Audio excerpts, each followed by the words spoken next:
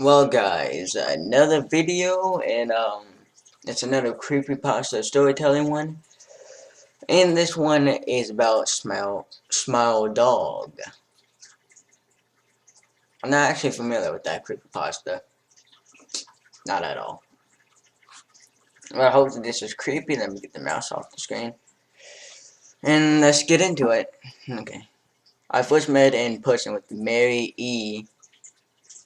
in the summer of 2007 or 2007, as people who don't like it being called 2007 say. I had arranged with her husband of 15 years, Terrence, to see her for an interview. Mary had initially agreed since I was not a newsman but rather an amateur writer gathering information for a few early college assignments, and if all went according to plan, some pieces of fiction. We scheduled the interview for a particular weekend when I was in Chicago on unrelated business. Okay. But at the last moment, Mary changed her mind and locked herself in the couple's bedroom, refusing to meet with me. Okay. For half an hour, I sat with Terrence as we camped outside the bedroom door, I listening and taking notes while he attempted fruitlessly to calm his wife. Sorry if y'all can hear the turtle filter in the background. So really unplug that before I do this, but whatever. The things Mary said made little sense but fit with the pattern I was expecting, though I could not see her. I could tell from her voice that she was crying, and more often than not, her objections to speaking with me centered around an incoherent diatribe on her dreams, her nightmares. Terrence apologized profusely when we ceased the exercise, and I did my best to take it in stride. Recall that I wasn't a reporter in search of a story, but merely a curious young man in search of information. Besides, I thought at the time I could perhaps find another similar case if I put my mind and resources to it. Mary E. was the size shop, or size soap, I don't know, for a small Chicago-based bulletin board system in 1992. When she first encountered Smile.jpg in her life changed forever. Okay. She and Terrence had been married for over 5 months. Mary was one of an estimated 400 people who saw the image when it was posted as a hyperlink on the BBS. Though she is the only one who has spoken openly about the experience, the rest have remained ominous or perhaps dead. In 2005, when I was only in 10th grade, Smile.jpg was the first brought to my attention by my buzzing interest in web-based phenomena.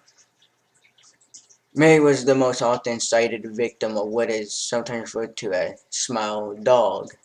The being Smile.jpg is reputed to display what caught my interest other than the obvious macabre elements of the cyber legend and my proclivity towards such things. Okay. Okay. Okay. Okay. Was the sheer lack of information, usually to the point that people don't believe it even exists other than as a rumor or a hoax. Well, you never know. People don't think Jeff the Killer's real, but is there any evidence that says he's not real? There's none that say he is, but there's none that says he isn't, so he could be real because there's no evidence that proves he's not real. Okay, I'm sounding like a flipping book now. It is unique because the entire phenomenon centers on a picture file. That file is nowhere to be found on the internet. Certainly many photo-manipulated simulacra litter the web, showing up with the most frequency on sites such as the image board for saying, particularly the X-focused paranormal subboard. It is suspected these are fixed because they do not have the effect the true Smile.jpg is believed to have, namely sudden onset temporal lobe epilepsy and acute anxiety. God damn, my eyes are not comprehending words today, is it? This oh my god, this purported reaction in the viewer is one of the reasons the phantom-like Smile.jpg is regarded with such disdain, since it is patiently absurd, though depending on whom you ask, the reluctance to acknowledge Smile.jpg's existence might be judged as much out of fear as it is of disbelief. Neither Smile nor Smile Dog is mentioned anywhere on Wikipedia, though their website features articles and such other, perhaps more scandalous shock sites as whatever that is. Oh, hello.jpg or two girls. No. Any attempt to create a page pertaining to Smile.jpg is summarily deleted by any of the encyclopedia's many admins.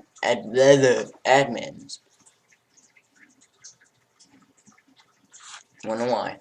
Encounters with Smile.jpg are the stuff of an internet legend. Mary Easter is not unique. There are unverified rumors of Smile showing up in the early days of Usenet. What the heck is that? And even more persistent tale that in 2002 a hacker flooded the forums of humor and satire website Something Awful with a deluge of Smile.dog pictures, rendering almost half the forum users at the time epileptic.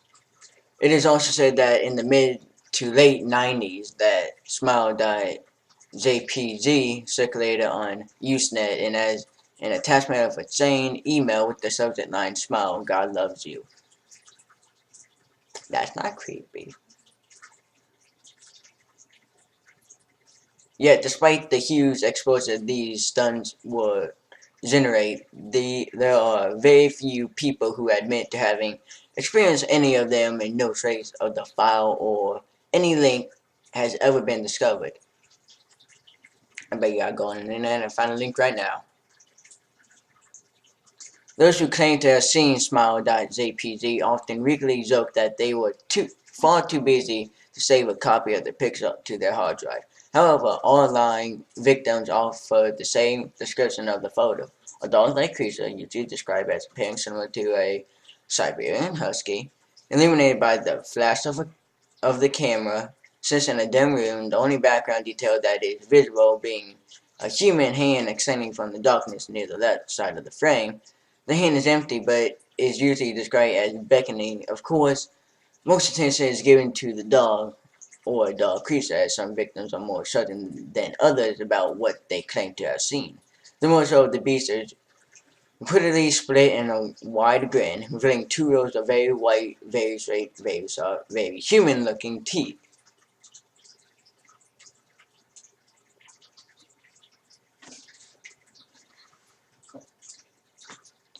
I heard something in my room. This stuff flipping creeps me out.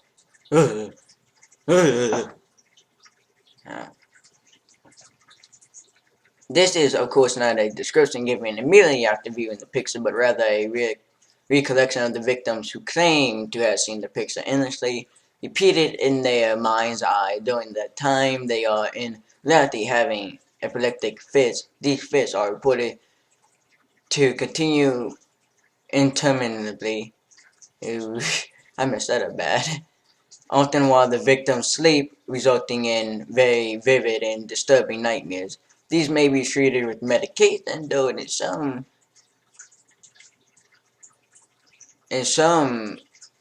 says it is more effective than some says. Whatever.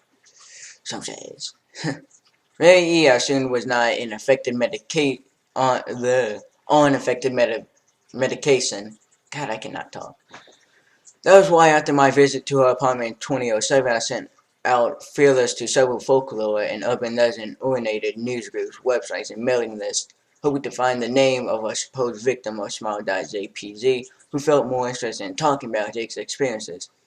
For a time, nothing happened, and at length I forgot completely about my pursuits since I had begun my freshman year of college, and I was quite busy.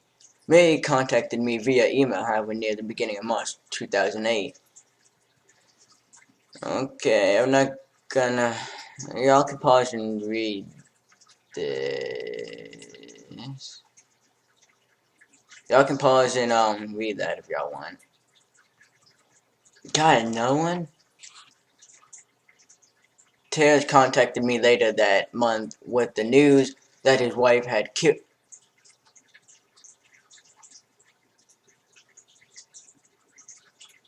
okay. While cleaning up the various things she left behind, closing email accounts and the like, he happened upon the above message. He was a man in Sambo. She wept as he told me to listen to his wife's advice. He found the discade he revealed and burned it until it was nothing but a stinking pile of blackened plastic. The part of that most disturbed me, however, was how the discade had hissed as it melted, like some sort of animal, he said. Okay. I'll admit that I was a little uncertain about how to respond to this. At first, I thought perhaps it was a joke, with the couple literally playing with the situation in order to get a to get a rise out of me. A quick check of several Chicago newspapers online obituaries, however, proved that Mary E. was indeed dead. There was, of course, no mention of suicide in the article. I decided that, for a time at least, I would not further pursue the subject of Smile.jpg, especially since I had finals coming up at the end of May. But the world has always a testing us. Almost a full year after I returned from my disastrous interview with Mary E., I received another email. I'm going to actually read this one, I guess, from L's 82 at blah blah blah.com. Subject Smile. Hello, I found your email address through a mailing list. Your profile said you are interested in Smile Dog. I have saw it. It is not as bad as everyone says. I have sent it to you here, just spreading the word. The final line chilled me to the bone. According to my email client, there was one file attachment called naturally smile.jpg. I considered downloading it for some time. It was most likely a fake, I imagine, and even if it weren't, I was never wholly convinced of smile.jpg's peculiar powers. Mary E's account had shaken me, yes, but she was probably mentally unbalanced anyway. After all, how could a simple image do what Smile.jpg was said to accomplish? What sort of creature was it that could break one's mind with only the power of the eye?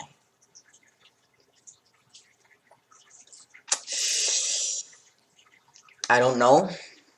I don't want to know. I don't ever want to know what could break a person's mind just by looking at it. I'm good, okay. And it's just that I see the picture. And if such things were pixely absurd, then why did the legend exist at all? If I downloaded the image, if I looked at it, and if Mary turned out to be correct, the small dog came to me in my dreams demanding I spread the word, what would I do? Would I live my life as Mary had, fighting against the urge to give in until I died? Or would I simply spread the word, eager to be put to rest? And if I chose the latter out, how could I do it? Whom would I burden in turn? If I went through my earlier intention to write a short article about Smile.jpg, I decided I could attach it as evidence. Anyone who read the article, anyone who took interest would be affected. And even assuming that the Smile.jpg image attached to the email was genuine, would I be capricious enough to save myself in that manner? Could I spread the word? Yes, I could.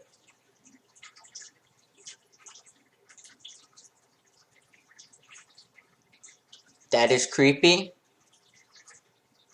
That is creepy. But it does not scare me. It creeps me out because I don't like it, but it doesn't scare me. Or does it? I don't know. Well, that was Small Dog. That was actually a short one. 15 minutes. Unlike the last two that were like 40 and 30 minutes. Again, guys, I don't have school today, and it's still early, so I'm gonna get this one up, and then I'm gonna probably do more. I'll probably get a couple of these up today. I don't know. It all depends.